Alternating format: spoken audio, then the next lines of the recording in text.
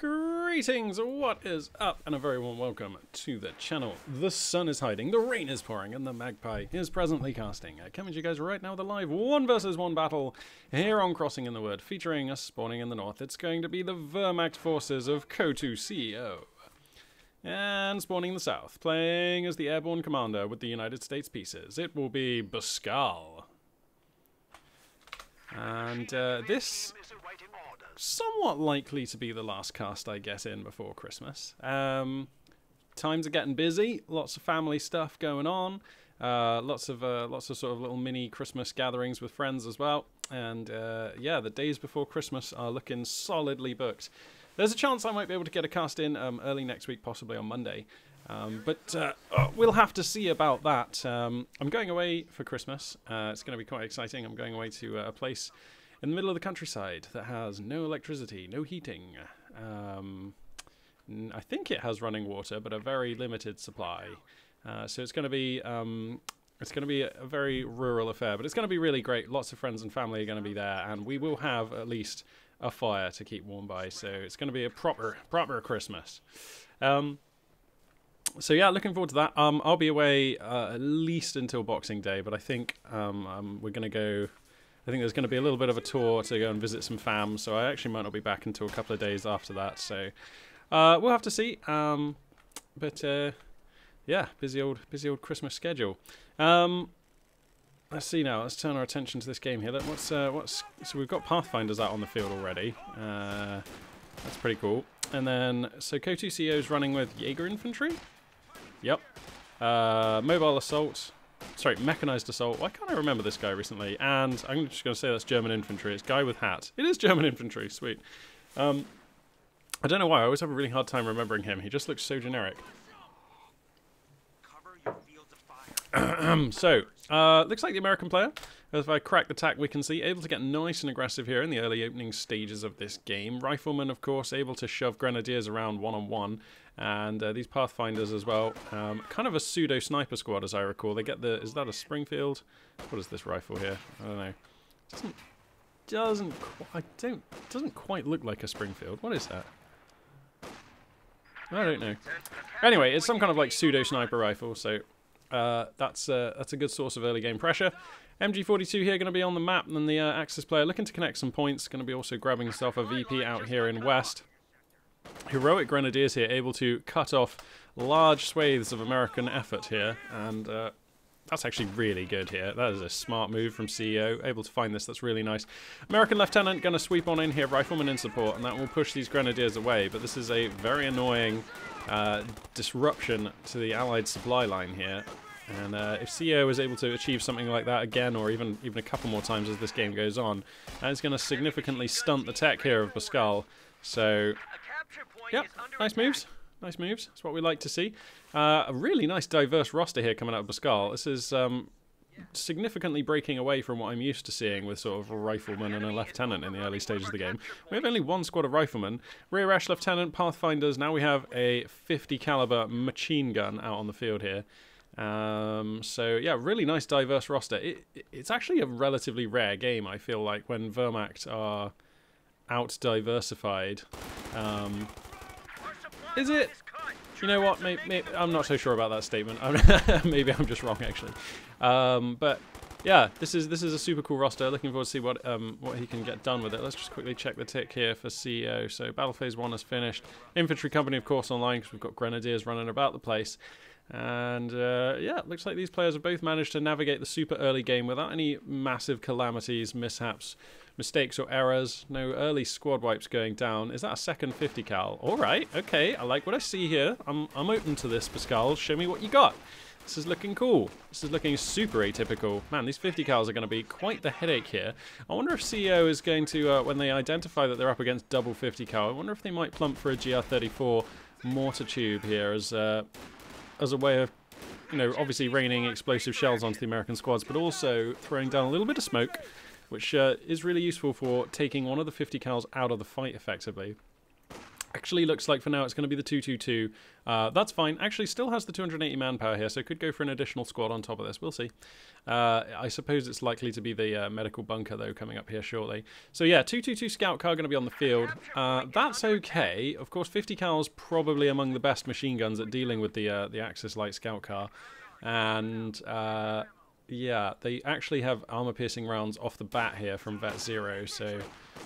there are counters already on the field, basically, is what I'm saying for this scout car. So it's going to come down to the micro here for CO. We'll see how on point they are. Here's the other 50 cal, so if CO's paying attention, they'll know now that they're under double machine gun pressure here, and I'm really liking what I'm seeing here from Pascal. This is just a really interesting approach to American composition and teching. So, okay, here comes the 222. Looks like he's going to be able to get around the 50 cal for now. That's pretty annoying. That will probably force the fallback from the 50 cal here. I wouldn't have thought... There we go, yeah. I wouldn't have thought Pascal would opt to keep that unit out here. So, okay, this 222 already paying off. Basically going to cause the western flank here to collapse. Immediately getting 3 squads to fall back. So, providing value rapidly here is this 222. Getting a bit edgy with the pursuit, but I guess he's going to be okay. He has no scouting about what's out here, so this is a touch risky, but I suppose he knows that he's not up against the what is it, heavy cav doctrine, so unlikely to run into mines.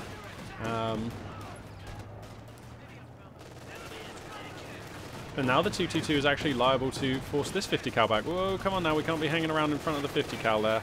Okay, armor-piercing rounds were used on that 50 cal, hence you can see the damage here coming on.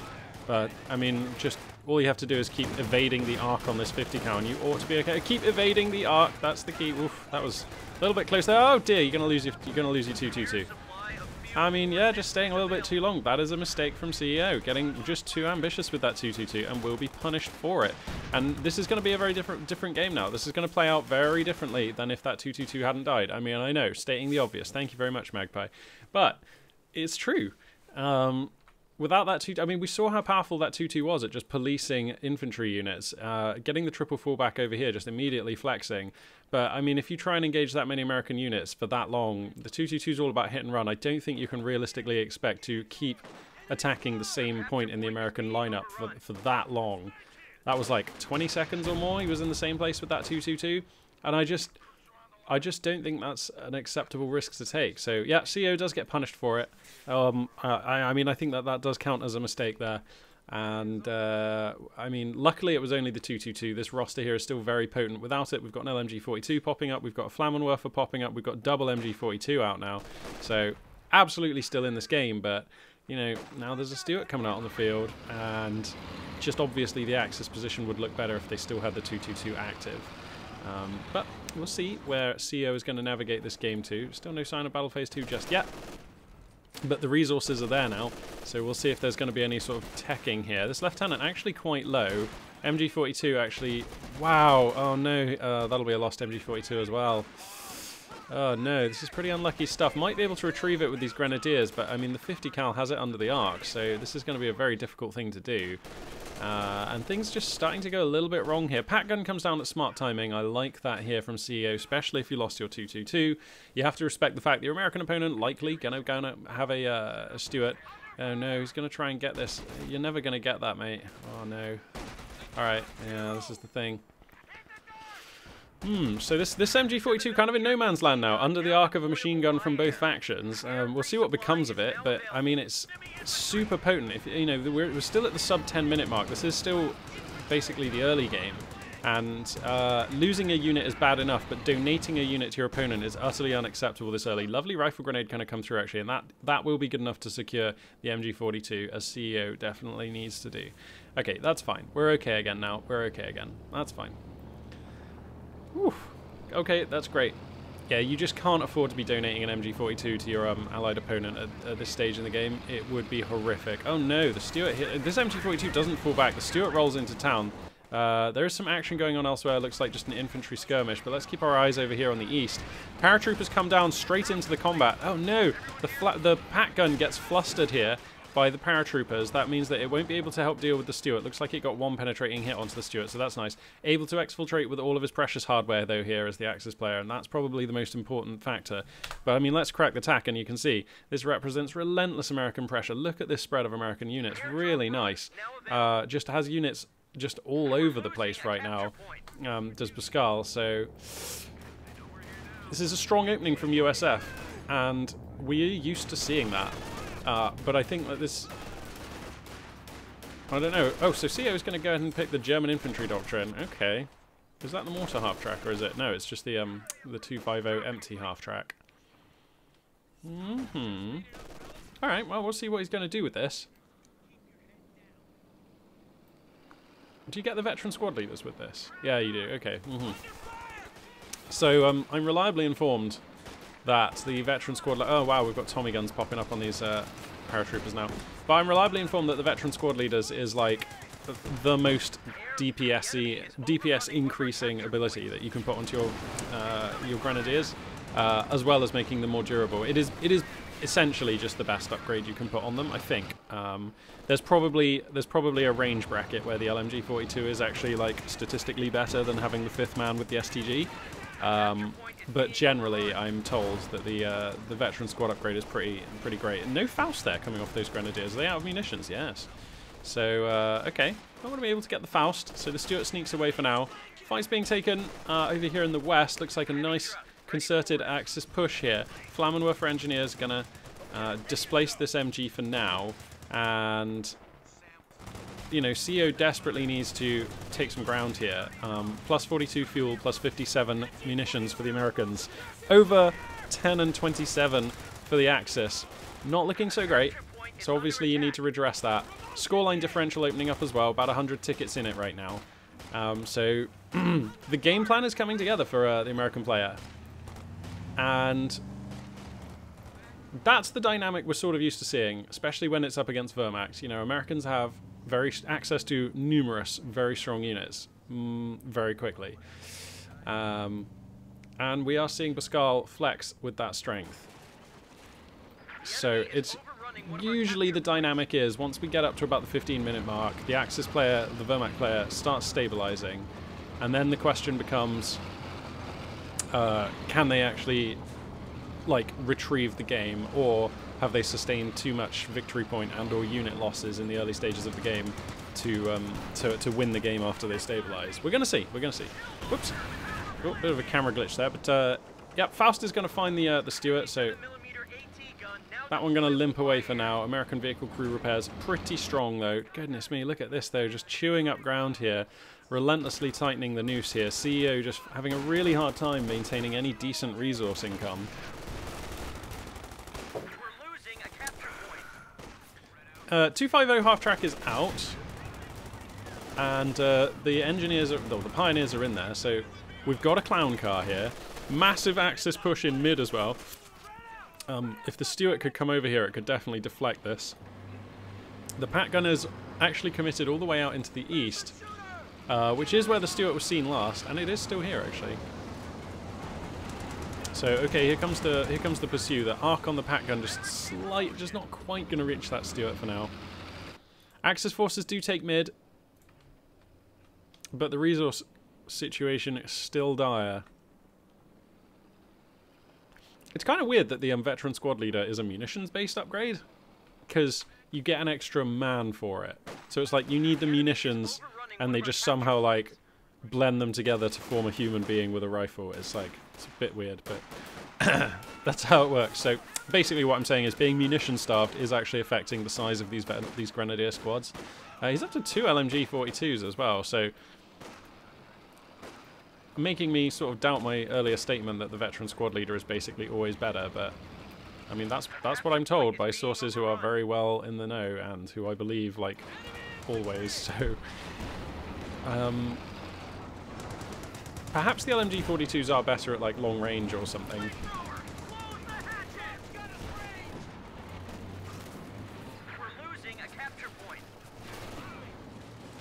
Okay, so establishing a tentative position out on the map. You can see on the mini-map right now, Axis units are fanning out. A fuel point is being claimed. Predominantly the American player has their strength right now in the west, so probably going to be able to take this fight here. Stuart here, paratroopers pushing in. We've got 19 LMGs. Oh dear. On these paratroopers as well, so mixing and matching the armaments on these paratroopers, keeping the Tommy gunners ahead of the... oh, that's a rifle grenade, nice hit. Keeping the Tommy gunners ahead of the LMGers. Very nice. And we're seeing a robust... Look at the state of this army up here in the top right. Major tech is now done as well. So, and the American player has actually got Sherman fuel. And I think this would be a fine window for a Sherman. Your Axis opponent is not really had their way of the resource income. Whoa, 250 half-track here. Falling foul of the armor-piercing rounds on the M2 HB 50 cal. Not the greatest of losses, of course. That unit is fairly cheap. How much are we talking for that? Deployed from the camp group at HQ. Oop. Deployed from the...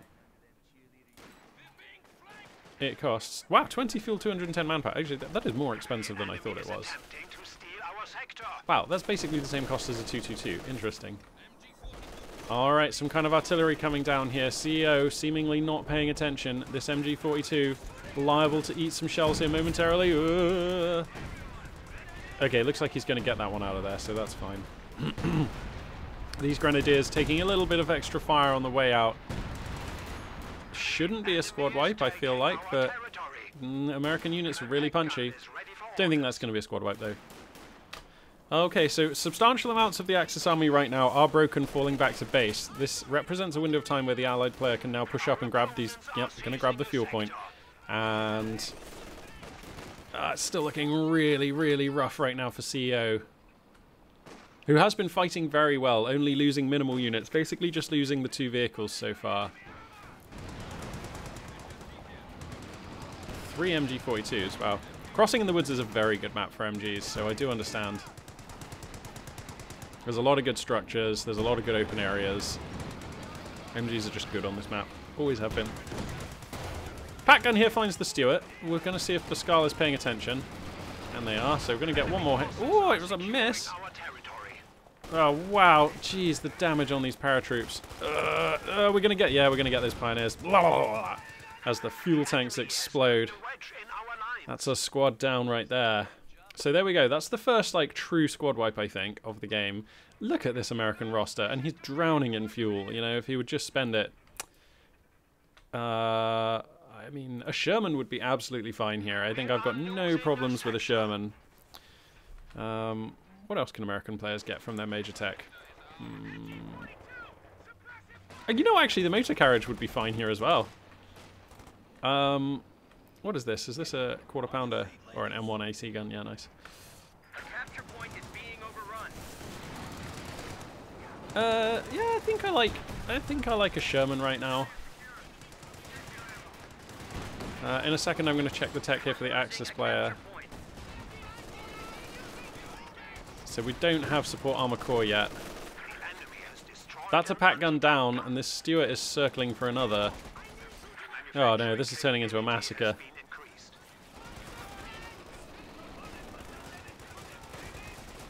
Yep, that's 2 pack guns down. I mean, that might be game.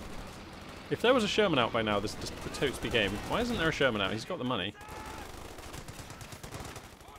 He's going to go for a Jackson. That seems like a very conservative choice.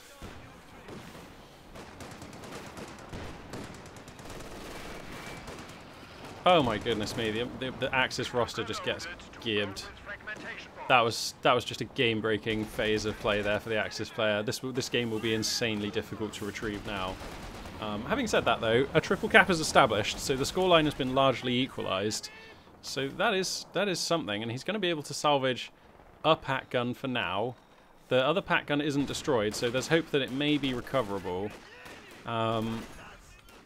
Okay, so let's talk about this Jackson a little bit. I mean, obviously the Jackson is an incredibly potent and lean tank hunter. It's just that there aren't really any targets available right now. So let's check. Okay, yeah, Battle Phase 2 is done. No support armor core. This is not a Tiger commander, so I have to assume... I mean, we're going to have to see it. Is it going to be a support armor core, or is it going to be Battle Phase 3? That's the question here. I'm not sure which I like better. It's a rough place to be for CEO. But no matter which route you take, this Jackson is going to be utterly, utterly nasty. In fact, I sort of like, just keep the Jackson parked here for now. Like, don't let the Axis player see it for a little bit. Because once the Axis player knows there's a Jackson on the field, that's useful information when it comes to making a decision about how you're going to spend your very limited fuel resources here as the Axis player. Which, I mean, credit to CEO, they've not actually committed that fuel yet. So that's very interesting.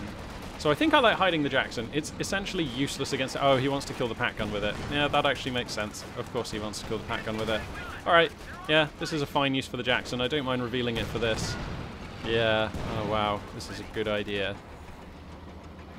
Okay. Alright, so the Jackson is revealed. I think that means... I don't see how any support armor core except maybe Double Stug is going to be worth it against a Jackson. But Double Stug seems like pretty desperate, to be honest. Krauts are taking one of our points.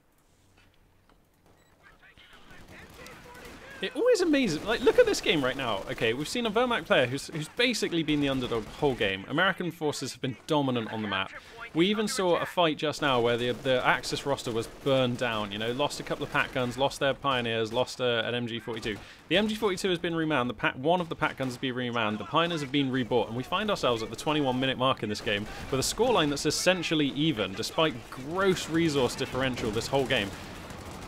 Company of Heroes 2, I mean, it really is quite a well-balanced game. Vermac players almost always manage to stabilize, and, like, you know, no matter how bad the early game looks, it seems like they are more often than not able to make it into a mid-game, and, like, there are genuine options alive here for CEO. Like, oh my god, despite all this atrocity going on, like, this Stuart just going on such a murdering spree. Finally, it looks like it may be brought to pack justice here. We're going to see. I mean, it ought to be a dead Stuart here. Oh no, he's turned that gun way too far. What are we doing here? Oh, he's going to lose the pack. So actually, probably the Stuart is going to be able to sneak away. Oh my goodness me. You'd have thought that this would have been a Stuart brought to justice, but no. Somehow a fuel point connected as well for the Axis player. Amazing. But this lack of pack guns could prove fatal, because there's just no answer for the Stuart right now. It's even going to repair right here. How ballsy. Uh-oh, possibility of a 3-star Grenadier squad wipe here. That's real and lasting damage, though. That's very different to losing pack guns or Pioneers. The turret on the Stuart will traverse here. He still has a pixel of health to give. He's going to get away with that Grenadier. That is lucky. And the Jackson's going to be here to start picking off that pack gun. Oh, man. I sort of feel like you're priced into getting... I mean, what do you spend this fuel on? It all looks pretty bad right now. Let's assume you're not going to go for a Panzer IV, because it will just get beaten by, like, many, many rifle grenades and or the Jackson. You're not going to go for a Stug for the same reason. I don't think you can get an Ostwind.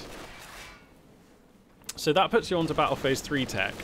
And then, like, what actually looks good from Battle Phase 3? Well, the Panther, I guess. The Brumbar, maybe the Panzerwerfer? I'm clutching at straws here. This looks like such a bleak situation here for CEO, but I have faith in their abilities. They're still in this game with a reasonable composition, having rebought a pack gun here. That's a hard rebuy, so this is actual manpower being spent. This was not a recruit, obviously. But this is just a tough situation to be in. Okay, no sign of Battle Phase 3, still no sign of Support Armor Corps. I mean, to be fair, there's just not enough manpower to spend this fuel right now. And that's kind of okay, seeing as how I just really can't think of a good use for this fuel, which it's a rare time that I feel like that's the case. But this sort of preemptive Jackson really has me scratching my head here. It's not often that American players who get off to this great of a lead go for the Jackson first. It seems very smart because, I mean, the Jackson is usually the sort of cherry on top. It's like the composition finisher for the American player, because it just really does beat most Axis armored units. And if you have an answer for most Axis armored units, like, you usually win, because usually when Axis stabilize and then go on to win, it's usually off the back of their very strong armored units. Oh, possibility of a wipe on this major here. Yep, there we go. So going to pick up a squad there. It's going to be a Sherman here for the American player, and that makes a lot of sense. We've already got the one Jackson. Having a nice muscly medium tank to help shatter this Axis infantry is going to be really nice. So I do like that. Okay, engine gets busted off of a Faust here on the Stuart. The pack gun is here in a nice position. I mean, this ought to be a dead Stuart. He needs 2 more hits. No, he only needs 1. Okay, there we go. Finally picks up the Stuart, and things are starting to look a little bit brighter here for the Axis player. A couple of units just being nipped off of the off of the Allied roster over the last phase of play has been very nice. Grenadiers now with 3 stars and decent equipment. I'm struggling to see why he picked this commander, by the way, because, I mean, all we've seen so far is a 250 half-track, preferring LMG-42s, but, I mean, we clicked on German infantry, so, like, what are we doing? I don't know. But that's fine, because 3-star Grenadiers with LMG-42s are still absolutely boss. They are beginning to lawnmower through this American infantry, which is rare. In fact, the Rifleman also died somewhere over these last phases of play. Sorry, I missed that one. And CEO... I mean, how do these Axis players keep doing this? Like, the situation just consistently looks god-awful. And they just keep pulling through with just raw tenacity. I mean, he's not had the... I mean, I see that the resource income is at parity right now. But throughout this game, it has been wildly skewed in the American favour. And, like, the scoreline is even pretty damn even. Because despite the resource income being so, like, uneven... CEO has been prioritising the VPs, and I think as a canny Wehrmacht player, that's what you have to do. Because, I mean, like I've said already in this cast and on other videos, the game plan for Wehrmacht against American forces is weather the initial onslaught, because American forces are very strong very early, and they have, you know, rapid access to numerous very strong infantry squads, and they tend to use their rapid fuel income in the early stages of the game to ramp into some kind of early armor advantage, be it a Stuart and a Sherman, or in this case a Jackson, you know. You have to weather all of that, and then you have to stabilize and smash them down in the late game, usually with some sort of Tiger-related plan, it seems to me, but not in this game. And if that is the plan, and it usually is for Wehrmacht players, then you need time, because after you stabilize, you need time to then go and win the game. If you stabilize but you only have like 10 victory points left, well, you're probably not going to have a good time. So yeah, CEO here, smartly prioritizing those victory points, finds himself at 26.5 minutes in this game, with a scoreline that's pretty even, beginning to slide away a little bit now, but I mean, this is a fine scoreline. And with a decent composition, he's up to double pack gun again, so this Sherman, whoa, this Sherman even under a bit of duress, can't just cherry pick fights, can't just shatter Grenadiers all day, freely. And, you know, this Jackson has not been useless. It's destroyed pack guns, and it's probably made CEO have to scratch his head quite hard about how to spend his fuel. But having said that, that is the value it's achieved. But it is right now kind of just being a bit of a paperweight. Without an actual Axis vehicle to shoot at, the Jackson is not a good unit. Like, if your opponent has all infantry squads, as we're seeing now, the effectiveness of this Jackson in combat is extremely low. So, to some extent, that early Jackson pick is almost working against Pascal here. I mean, you could say that Jackson, although it's not looking effective in combat, it is effectively countering like 290 fuel right now, because it's just very hard for the Axis player to spend that fuel. But I don't really accept that that's good value, to be honest, because that fuel isn't being is not being spent for various other reasons. Like, CEO has just been flatlining on manpower, just trying to stay afloat in this game. So I would argue if this Jackson had instead been a Sherman, you probably still could have killed the pack guns, and this game would actually probably be better, because a Sherman obviously has a lot more utility against like all of this infantry. So yeah, I feel like actually the Jackson, I'm going to go ahead and say, with the benefit of hindsight and being a caster with omnipresent vision and everything, I'm going to go ahead and say I think that would have been better off as a Sherman. Again, it's very easy for me to say this with benefit of hindsight and all those things, but yeah, I mean, what is this Jackson really achieving? Not a lot. And if it was a Sherman, it would be genuine and real pressure. And especially 2 Shermans is really nasty. That's, whoa, in fact, we're already up to 2 Shermans, but okay, it would have been 3 Shermans. And that's super nasty. That's 3 sets of explosive shells. That is like squad wiping power that you're hurling out every few seconds, so... Yeah, we're going to see, though. We're going to see. And also, don't Shermans have the 1-star thing where they, like, get the radio net? Yeah, that's really cool. Okay. So these Shermans, once they get 1-star veterancy, will be buffing one another. Pack gun here manages to find a Sherman, rolls a hit, rolls a miss. So the Shermans don't have free reign, but I mean, look, these Shermans are being real effective value here. So anyway, it was Battle Phase 3. The Heavy Panzer Corps has finished. There's 300 fuel, there's 300 manpower in the bank right now for CEO. So the Axis intentions for their fuel reserve spending will become clear here momentarily, and I sort of think it has to be a Panther. Ooh, these Shermans are beginning to flex a little bit, wiping out core infantry. Okay, that's the first time we've seen a core infantry squad with LMG and 3 stars of veterancy go down. That is a significantly different kind of loss to what we've seen the Axis player sustain so far, so that is a more worrying sign than everything we've seen so far, I think, for CEO. These pack guns desperately doing a fighting retreat. The healthy pack gun covering the wounded pack gun against these Shermans as they desperately try to get back to base. And that they will. On a mere pixel of health, this pack gun makes it out of there. And that is crucial. That's massive right now. These pack guns are what... If these pack guns are not on the roster, I think CEO just kind of loses, because then he just drowns under like many, many Shermans. It's going to be a motor carriage here, so a Scott going to be added into the roster, basically completing the diversity in Pascal's armor roster. He has the dedicated anti-tank. He has the two sort of, what can I call them, omnivorous Shermans, and then he has the Scott motor carriage for just lobbing HE shells and indirect fire. So I think this is a really nice composition that Pascal finds himself with. I'm a bit worried about how depleted the infantry roster is, though, so I would like to see Pascal look to start adding in just some riflemen or something. It's all good and well having this amount of armor, but you need boots on ground, and Americans do thrive when they have a strong infantry roster, so we'll see.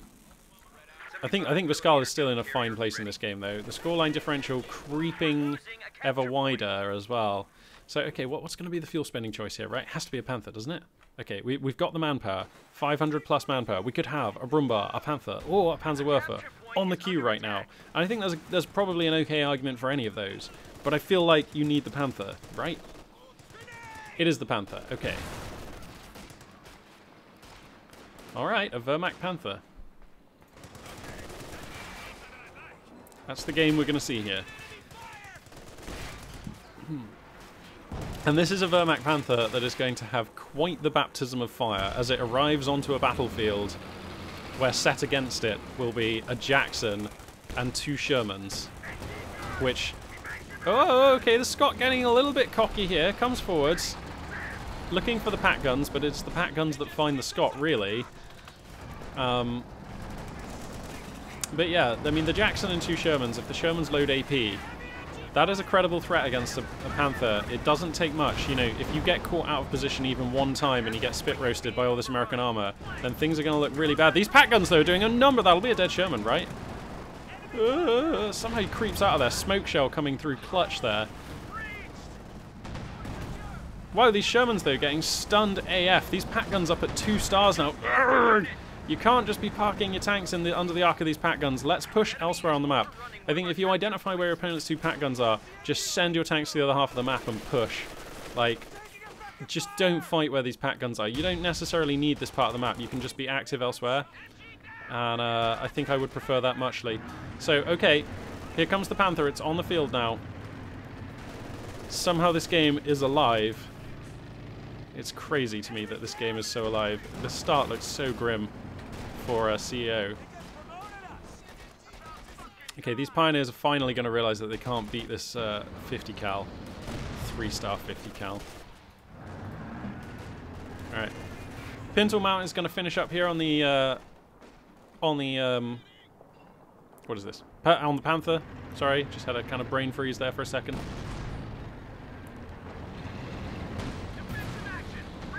Jackson versus Panther is going to be occurring here. Youch. That is usually a fight that at this range the Panther not going to be winning. And indeed, forced back for now. There's going to be a third Sherman. Whoa. And also remember that the P-47 rocket strafe is available. So if this... and there's 600 odd munitions essentially in the bank here for Pascal. So as soon as this Panther gets its engine shattered, or if it gets stunned, or if anything bad happens to this Panther, it is going to find itself swarmed by Pershings, being picked down at range by a Jackson with P-47 rocket strafe waiting to go. So this is a fraught situation. However, the infantry roster for the American player is increasingly taxed. You know, 2 squads of paratroopers with decent weapons and veterancy is great, but it is not a lot, to be honest. And I suppose you've got Pathfinders as well, but the 50 cals don't really want to be pushing points. So this is a really interesting roster that the American player has navigated themselves into here. Here comes the push. Wow, the Shermans are just going to get up on top of the pack guns for free here. Okay, here comes the Panther to cover. The Scott will be throwing shells in. Kind of rolling a miss there. Rocket strafe comes down. The Scott goes down. These Stuarts getting turbo weak. The rocket strafe finds the Panther. It gets turbo low. The Jackson on the hunt here rolls a miss. And now it comes down to this engagement here. The Jackson is really soft. The Panther rolls a hit. Oh, the Panther on its last legs. It needs just one more hit to be destroyed here. The Jackson angling for the shot. Okay, it has to be this shot now. He's going to take it on the move. He gets it! He gets it! And that is probably game-ending damage. And indeed it is. CEO there putting up a heroic fight. But the armored fist of Pascal just crushing in here. Look at this assault. I mean, I was a little bit... I was like, wow, does he actually need to make this assault? Can he play for a longer game? Can he attempt to grind CEO out? You know, is this an overcommitment, just driving on in here? And, you know, the Shermans took large amounts of damage coming in here. The Scott went down almost straight away, and I was like, oh, you're throwing away a lot of units here. You got to start, you know. But then the American infantry just swept in. The pack guns immediately died when those infantry got into range. And then the Jackson was able to come through for the kill on the Panther. And I appreciate that we're like, there is Panther fuel here, but there's not really Panther manpower. So I don't think that the Axis player can possibly stabilize against such a ridiculous armored fist here of American stuff. And that will be game. Yeah, you don't come back from that. So, yeah, just a really, really sweet game there being taken by Pascal. A pleasure to watch. A very atypical, at least as far as I'm concerned. I've not seen a composition or a game plan like this for United States forces executed before. So that's really exciting. I like what I see there. Really good game to have caught. Fantastic stuff. Not often you get to see that many vehicles being used in like so well in concert there. What an exciting game. That was cool.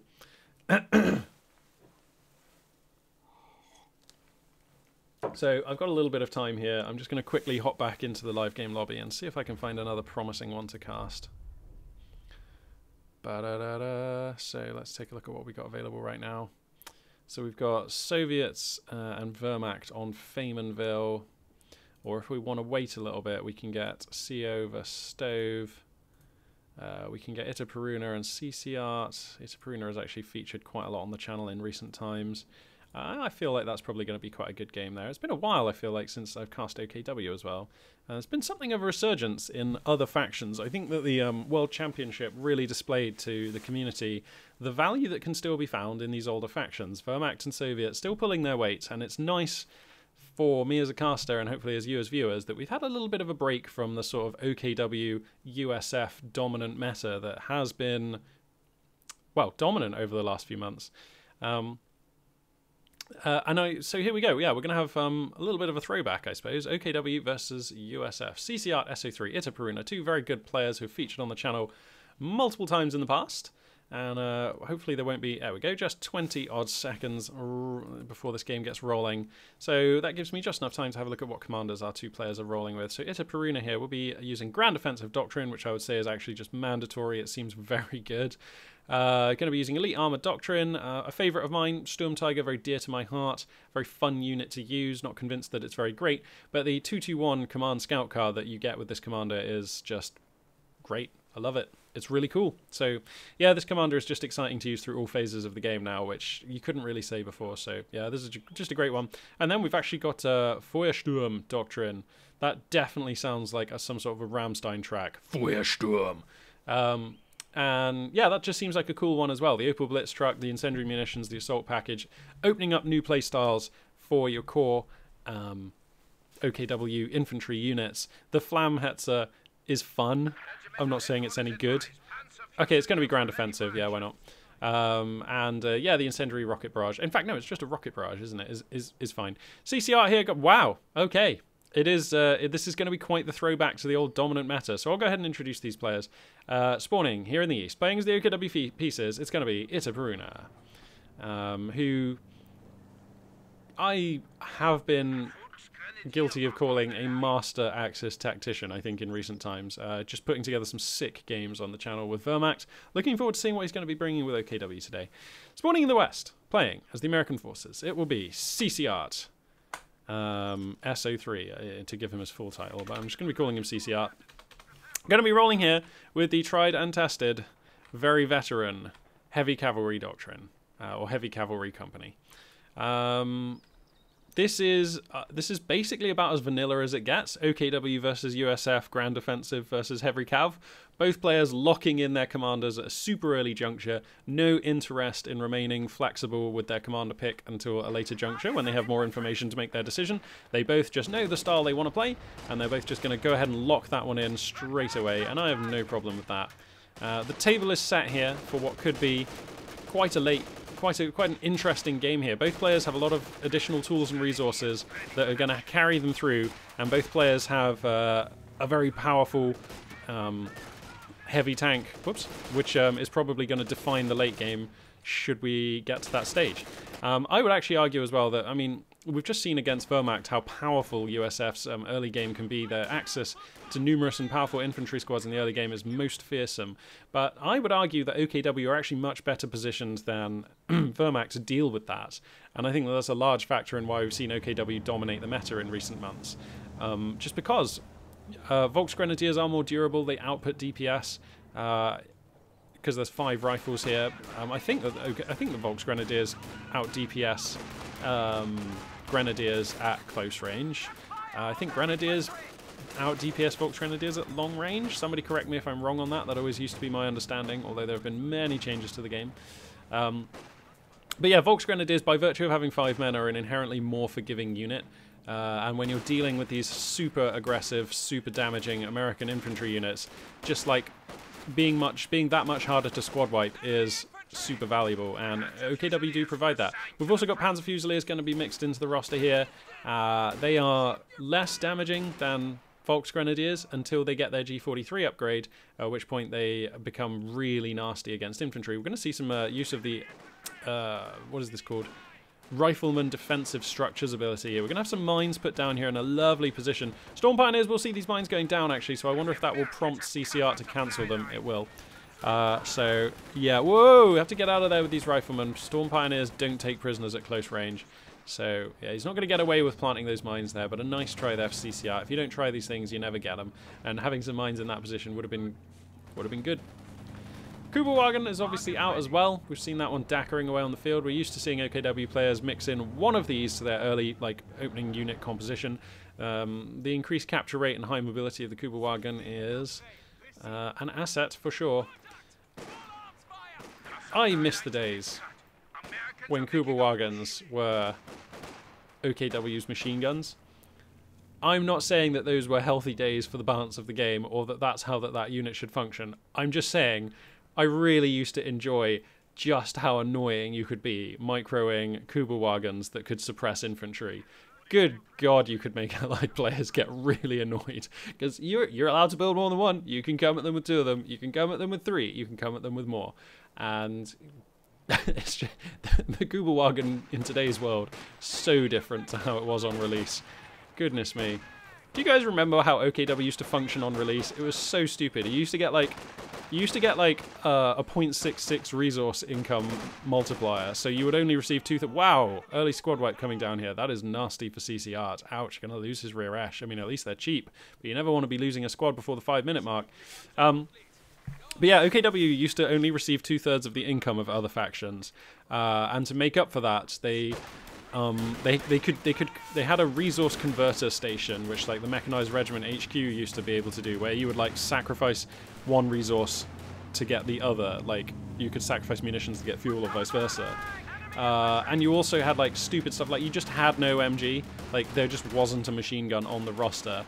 Instead you had the Kugelwagen, which was like a mobile MG, and the light gun on release. The light gun was actually just a murder machine. It fired with an unerring accuracy and would just gib multiple infantry models if it rolled any kind of hit. Like, it was genuinely flinch-worthy, every single shell that would come down for the allied player. Yeah, OKW have changed a lot since then, and thank goodness, because like that was not a good design. He gets some Volksgrenadiers with a nice pineapple. Oh, that is some early pineapple research. Giggity. Whoa. Oh. Whoa. Steady on there, bro. Jeez, that is some super early pineapple research. 15 fuel and 150 manpower going down to catch out the Axis player, and it pays off. He's able to pick off some Volksgrenadiers. Wow.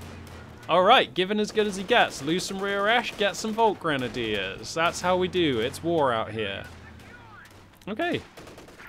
I'm already excited by the way this game has started. You just don't see that kind of thing happen very often. I mean, we've got early pineapples here.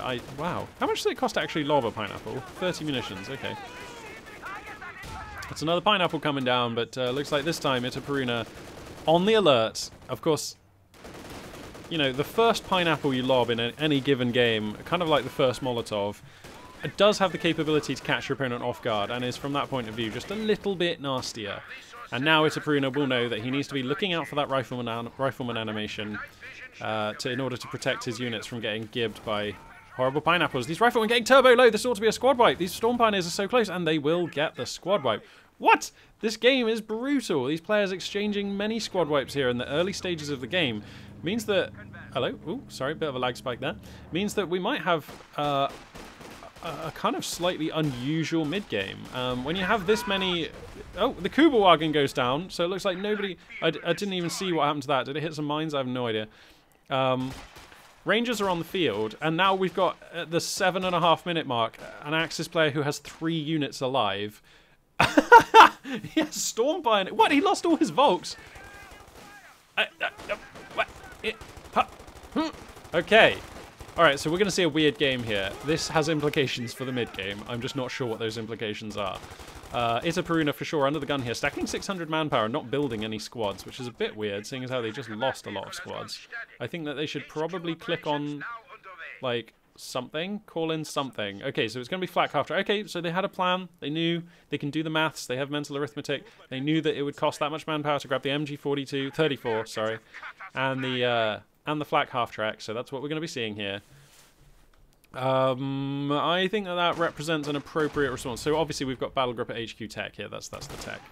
I think that represents an appropriate response to an opponent who's gone this heavy into killing your infantry squad. What you need right now is control, because you recognize that you're going to be outnumbered, that CCR is going to be able to have many more infantry squads than you, and so having an MG34 and a flak half track in order to control those units is going to be very useful here.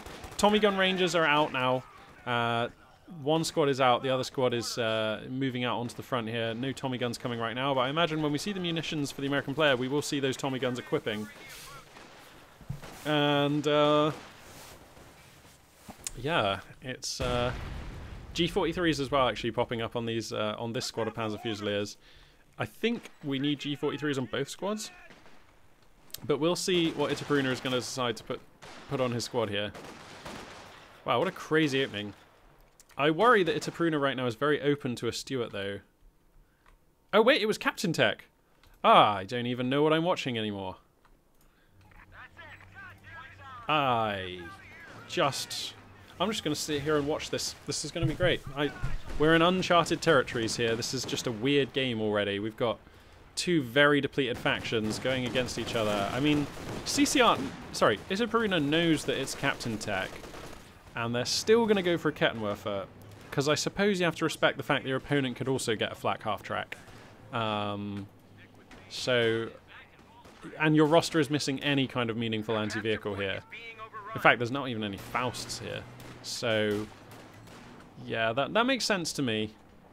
Getting this Kettenwerfer is like, I think this is a safety Kettenwerfer. This is a health insurance Kettenwerfer. This is a, you know, you got to get this one or else you might just die. That's not how health insurance works at all.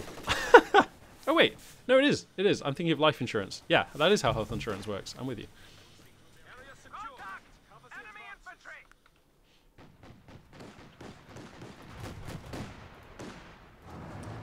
Okay, so Itaperuna has definitely salvaged a functional composition out of a very bizarre early game where both players lost a load of units.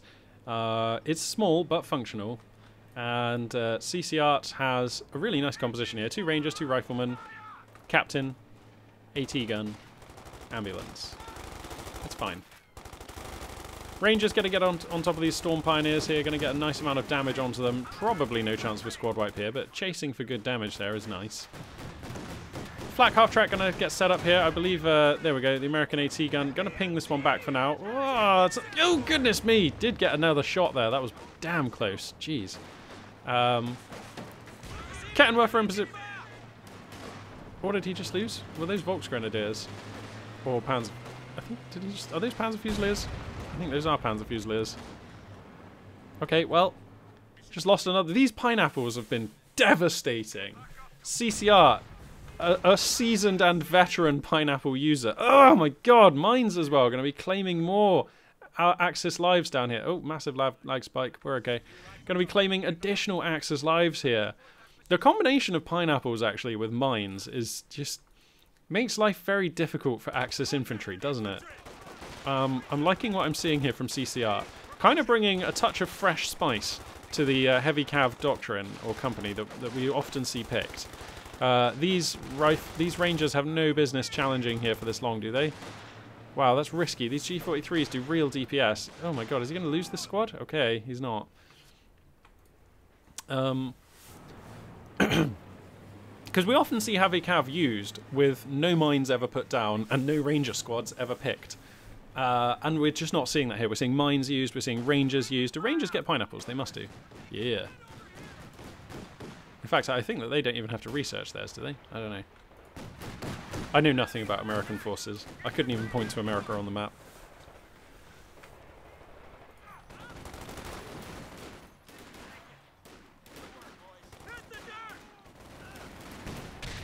Oh! Stun grenade comes through. This is good damage on this captain. They're not falling back. These Storm Pioneers. Oh, they're going to move instead of hold positioning to take accurate shots. I think holding position there for a second or two to take rapid, accurate shots may have been a chance for a squad wipe there. Maybe not, though. Okay, G43 toting Panzer Fusilier is going to displace these riflemen. The AT gun here forced to scurry away. The G43s do so much damage. How many G43s do you get? How many G43s are in this squad when you click on that upgrade? Is that 3? That's 3. Jeez. No wonder the DPS is so high. Oh my god! I just don't think I've ever heard that voice file either. Oh my god, what are we even seeing in this game? This is just such a weird composition that Itapruna has found themselves with here. That's a cook grenade! Get out of there! Okay, Itapruna, we're on point. Okay, well, okay. Let's look at the scoreline here. 360 tickets for the Axis player. 400... Sorry. Yeah. No, it does work that way. Sorry. 356 tickets now for Itapruna. 456 for CCR. So I think that's the take-home message here. Both of these players are very much sort of bloodied. Like, haymakers have been exchanged. Nobody's playing with a clean sheet here. But it's really the scoreline that's the telling point here. Wow, he's probably going to get this Kettenwerfer? No, he's not. It's the scoreline that's the telling feature here, though. Over 100 ticket advantage right now for the American player. And that is going to... And there's a triple cap established, too. So this is going to start becoming a problem for Itapruna. Not right now, of course, but later on when they're going to be forced to take subpar fights in order to claim these victory points. Another grenade comes down. Just loving the use of pineapples here as CCR. Flak half-track in an okay position, but under the arc of the M1AT gun, so it's going to be excluded from this fight again. But Storm Pioneers and G43 Panzer Fusiliers are mean and able to take this fight. Actually, this M1AT gun with a substantial chance of getting overrun on the retreat here. G43 is just dackering in for hard damage.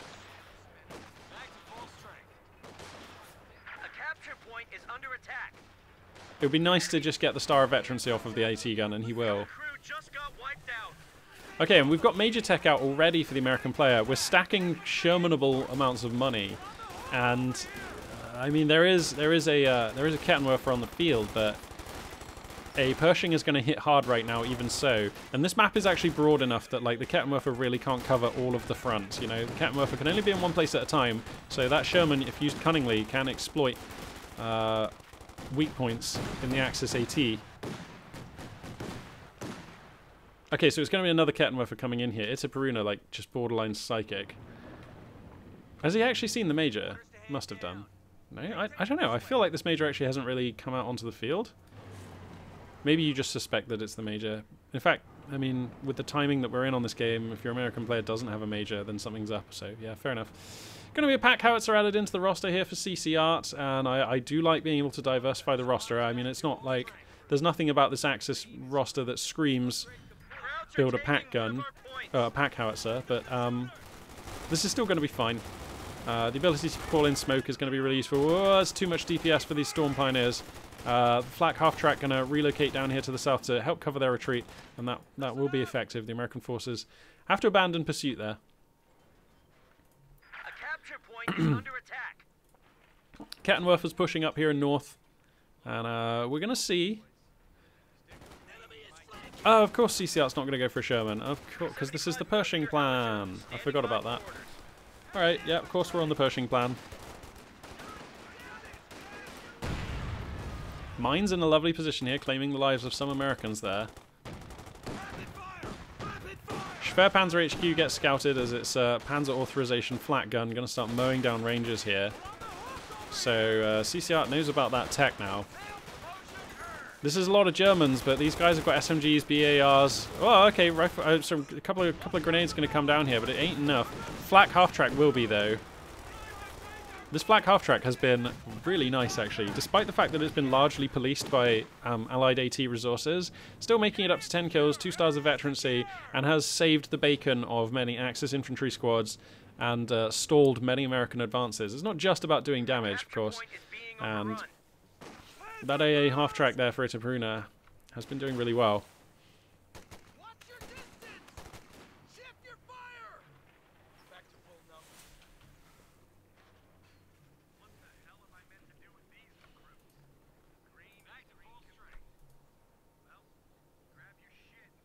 The enemy is overrunning one of our capture points.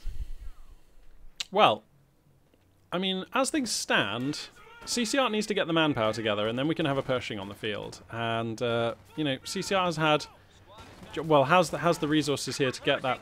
It is 230. Yeah, has the resources, has the fuel to get that Pershing out sooner than the Tiger. But every second that this Pershing does not come out is a second where the window of time where the Pershing would be the kingmaker on the field is getting shorter, because as soon as that Tiger is out to check the Pershing, you know, then the armor battle is kind of at parity. So if the Pershing was already out, then it would be utterly dominating, because there's just no heavy tank to counter it right now. So this lack of manpower is actually like meaningfully damaging the success of a potential Pershing that could have been out.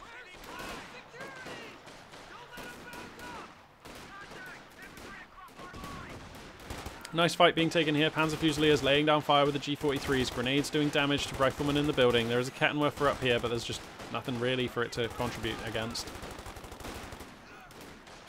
Cook grenade comes down here, and that's going to force the last of Axis forces out of the north of the map.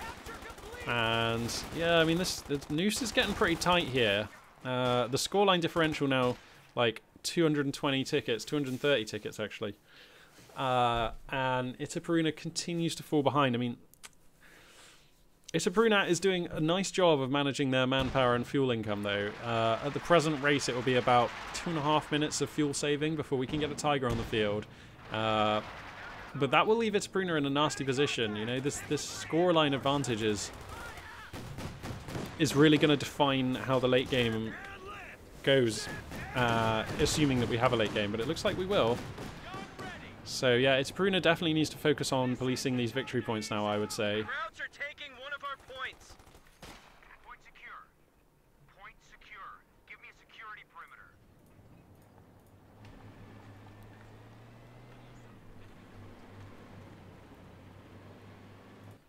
perimeter. Axis forces going to be spreading back out. Panzer Fusiliers with like 4 stars of veterancy. They can capture faster?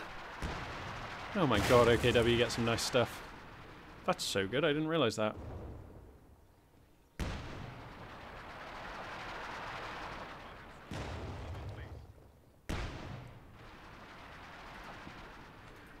So, CCR being pretty static right now, actually. Are they just saving for Pershing? Yeah, so, okay, you can see not a lot of reinforcing going on here. So, finally deciding that they can't just keep playing, spending manpower on reinforcing. Wants to get the Pershing out. The option's now available, so I assume we'll see the button clicked here momentarily. There it is. But that was a lovely little window of time there. That has allowed Itaperuna to grab a fuel, connect up a triple cap. Yeah, I really like it. So yeah, definitely not free to get this Pershing out. And like the Tiger is going to be out like seconds after. So despite having the lion's share of the fuel income, not being able to realize it basically negates that advantage. Even having to gift your opponent a window of time where you're not reinforcing your troops. Basically saying, here, have the map for a few seconds, I need to get my Pershing out. And now the Tiger comes out, like, straight away. Oops, sorry, here it is.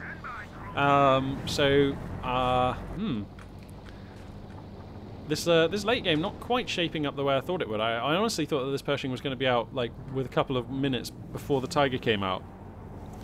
And the Tiger is obviously going to have the Panzer Commander on it as well. So it's going to provide a great amount of line of sight. It's supported by 2 Kettenwerfers. The Pershing is more fragile than the Tiger. It's also faster, though. But what I'm saying is, I think CCR actually has to be very careful with this Pershing, which they've actually sacrificed a lot of time and presence on the map to get out. Those are like tungsten rounds or whatever they are coming down off of the armor-piercing Sabot rounds. I'm going to be firing away here off of the M1AT gun. And that will keep the Tiger at bay for now.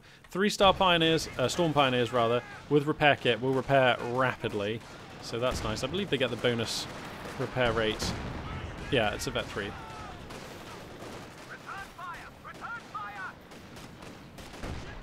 Oh! Is he going to get the 5-star Panzer Fusiliers? The Pershing wants them. The Riflemen want them. Ah, he gets them! Oh, that's massive. Obersoldaten are going to be joining the field here momentarily, but you'd rather have them as well, not replacing. Wow, picking up a 5-star unit of Panzer Fusiliers that have been carrying Itaperuna so far through the game. That's rough. The Pershing there just killing 4 of them, it felt like, with a single shot. There's 3 or 4 models. The Pershing is an absolute monster against infantry. Like, the velocity of the shell is such, and the AoE damage is really intense that, like, it's just a very capable squad wiper. Well, Tiger here kind of wasting a shot on this pack howitzer crew. Clearly, I think, wanted to chase for the damage on the Pershing. There we go. And now we're just going to have a little heavy tank trade here. Wow, the Kettenwerfer are going to be chipping in here. M1AT gun as well. Wow, the Tiger confident to push forwards. Discarding Sabot shells are used here. No shortage of munitions for CCR. How much does that ability cost? 30. Obersoldaten here. LMG for... no, he's going for the infrared STGs. Sweet. We're going to get a rare chance here to have a look at the effectiveness of infrared STGs in the wild. And they're about to finish. They finish up right now, so the damage is just going to start stacking on. I believe that should be a dead AT gun. Yep, there it goes. Kettenwerfers here, finding hits on the Pershing, which is awkwardly stuck up against this movement blocker. Obersoldaten will be forced to fall back. They're probably going to get wiped. You cannot be falling back through this. The focus fire not there, though. Mass fallback comes down. Why did all these American units fall back? Help me out. I'm so confused. Why did they all fall back? Did he just accidentally press the wrong button? Oh, no. Well, I mean, 2 of the Ranger squads are low, but I don't feel like you have to fall back all the others. And I feel like a moment of focus fire there would have taken out the Obersoldaten. Wow, Itaperuna getting substantially lucky, I have to feel, to get out of there with the Obersoldaten. And there's going to be another squad of Obersoldaten coming out. So this is a small but elite OKW roster against a very well-rounded American force here with indirect fire support. Pretty much, I imagine, how the game designers wanted this matchup to look at this stage. So, nice work. Combat unit ready. Okay, Pershing here, being repaired in the heat of battle. Tiger getting very aggro, coming out here real far. Lucky there's no mines or anything out here. Can't remember the last time Itaperuna had a metal detector out here. He really wants this AT gun. He's just not going to get it. Okay, keep an eye on that heavy tank battle in the background. We've got some infantry going on here as well. Okay, the M1 anti-tank gun does get picked off. Worth mentioning, of course, that Itaperuna lost one of their Kettenwerfers here in that earlier fight. Now the Tiger is kind of in a weird position, a bit cut off. The Storm Pioneers are up there to repair it, though. 217 under 346 right now. Itaperuna doing a decent job over this last phase of play of holding on to the VPs. Repairing while capping is a nice thing to do as well. Those Storm Pioneers, if he loses the Storm Pioneers, things are going to look so... Oh, he's got 2 squads of them. He's so clever. He's already bought a second squad of Storm Pioneers. I love it. That's brilliant. That's exactly what Itapruna needs to do, because if you're relying on 1 Storm Pioneer squad, I mean, it's fine. You have enough repair rate in that 1 squad to function. Something that not a lot of factions can say. But if you ever lose that squad, you suddenly have to find a lot of manpower to replace the very elite squad. And there's just a time window there where you can't be repairing your Tiger, so he's just going to prophylactically prevent that situation from occurring by going for a second squad of Storm Pioneers in a timely fashion. Smart. Love it. It's Pruna just identifying ways that they could throw this game way ahead of time and making sure that they don't fall into those that trap or those traps.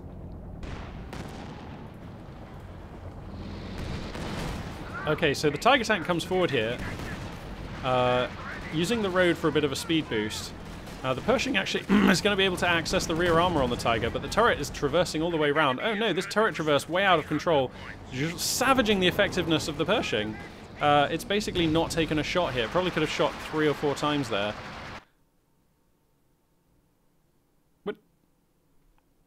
What? Play back over? What have I missed? What? I feel like someone's internet just dropped. And I hope it's not mine. I don't think it's mine. Huh. Someone's just conceded, and I don't know who. I honestly think someone's internet's dropped out. Oh, that's a real shame. This game was just getting interesting.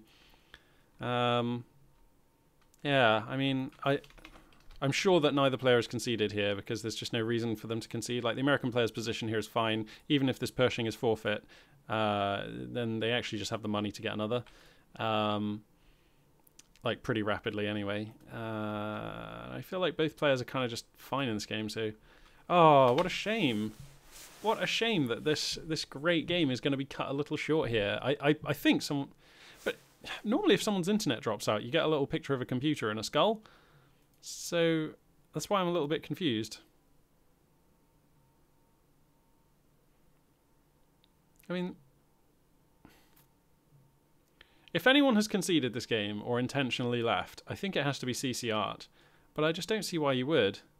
You know, this infantry roster is absolutely fine. Even if you lose the Pershing, you have the money to replace it. You're ahead on the scoreline, although under a triple cap, but you're ahead on the scoreline.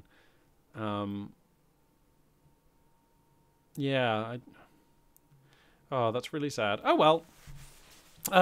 Well, I mean, it's hard to analyse this battle, really. I mean, there's just not a lot to say because we didn't really get to see how it panned out. Just a very interesting early and mid-game from both players. Just great stuff, really interesting compositions, lovely engagements. Lovely to see CC Art here using pineapples in the early stages of this game for just gruesome effects. So good.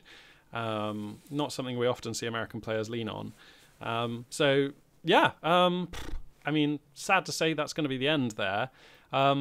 If I can get another cast in before Christmas, I will do so. It will likely be on Monday if it's going to happen. Yeah, I mean, I guess that does conclude this video. Thank you very much once again for watching. And this for now, Magpie842 signing out.